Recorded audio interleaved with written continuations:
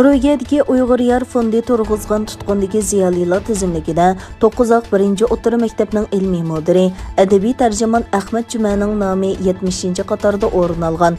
Muxbirimizning 1 yilga yaqin so'zilgan aniqlashlari davomida Ahmadjon Jumaning 2 yil tarbiyalashda yotgandan keyin 14 yillik kesib etilganligi dalillandi.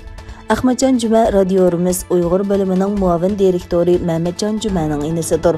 Uyg'ur Yar fondining tutilgan ziyolilar tizimligida 9 birinchi o'rta maktabning mudiri Ablajon Mehmet, ilmiy mudiri Ahmadjon Juma, coğrafiya o'qituvchisi Sajidigul Ayub va tantarbiya o'qituvchisi Abdukim To'xti qatorliqlarning ismlari o'rin olgan. Ma'lum bo'lishicha, Ahmadjon Juma adabiy tarjima, ma'arif tadqiqoti sohasida kasbdoshlar orasida alohida ko'zga ko'ringan ekan.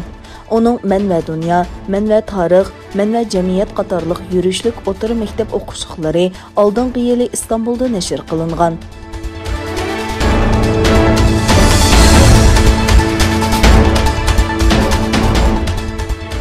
Amerika Kengash Palatasining Cumhuriyetçiler Partiyasidan bo'lgan Kengash Palata a'zosi Totyong Xitoyning Uyg'urlarning kishilik huquqini dafsanda qilganligi sababli 2022 yildagi Beijing qishliq olimpikni diplomatik boyqut qilishni qo'llaydiganligini bildirgan. Totyongning aytishicha, Uyg'urlarni o'z ichiga olgan kishilik huquq dafsandachiligi uningga o'xshash hukumat amaldorlarining Beijing olimpik musobaqasiga qatnashmasligini talab qiladi ekan. Totyong bu so'zlarni 29 aprel Washington Post-gazetasiga qilgan. Washington Post-gazetining bildirishicha, Totyong bu bizning Uyg'ur musulmonlarini majburiy emgakka soladigan qulluq sharoitini qat'iy qabul qilmaydiganligimiz, yergindiganligimiz va ayblaydiganligimizning signali. Biz ular ishtirok qilayotgan o'ltirish va majburiy bola tushirishni ayblaymiz degan. Totyong bu so'zlarni g'arb ellarida Xitoyning Uyg'urlarga irqiy qirg'inchilik yurgizishi sababli Beijing qishliq olimpik musobaqasini boyqut qilmaslik munozarasi qo'zg'algan, biroq Amerika hukumati o'zining bu jihatda texi oxirgi bir qarorga kelmaganligini e'lon qilgan mezgilda qilgan.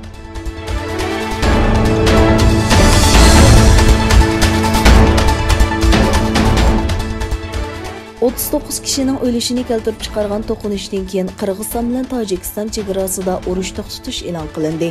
Qirg'iziston bilan Tojikiston o'rtasidagi talash-tortishdagi chegara rayonida to'qinish yuz bergandan keyin Qirg'izistonning Batken shahrida o'tkazilgan yig'indan urush to'xtatish qarori chiqdi.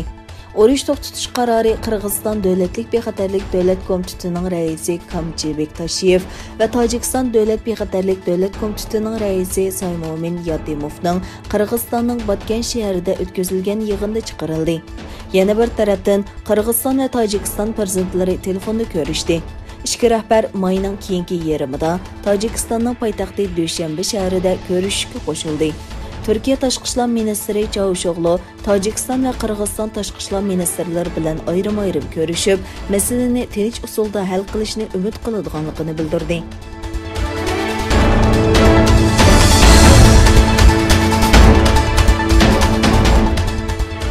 İtaliya telegraf şirketi Huawei şirketini 5 qurilishiga qatnashtirish haqidagi to'xtamni bekor qilishni planlayotganligini oshkorlagan. İtaliya telegraf şirketi Huawei'ga maktub avatib, ikki taraf imzolagan to'xtamni bekor qilish niyatini uqtirib bo'lgan. İtaliya telegraf şirketi dastlabda Huawei va Ericsson shirkati bilan to'xtam imzolashni planlagan bo'lib, keyin Nokia'ni qo'shgan. Agar to'xtam rasmiy bekor qilinsa, Ericsson bilan Nokia qurilishga teng mas'ul bo'ladi ekan. İtaliya telegraf şirketining planiga asosan Huawei'ning Italiyadagi 5G to'rining yadroliq aslahalarining qurilishiga qatnashish salohiyati amaldan qoldirilgan bo'lib, Huawei bulturlar xaridor chaqirishga taklif qilinmagan. Reuters agentligining xabar qilishicha, Italiya telegraf şirketi Huawei'ning Yavropadagi eng chong xaridorlarining biri bo'lib, bu to'xtamni qo'ldan berib qo'yish Huawei uchun og'ir zarba hisoblanadi ekan.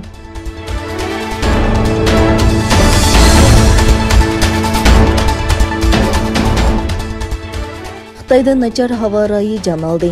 Soatlik sur'ati 160 kilometrga yetgan shiddatlik bo'ronda 11 odam o'ldi.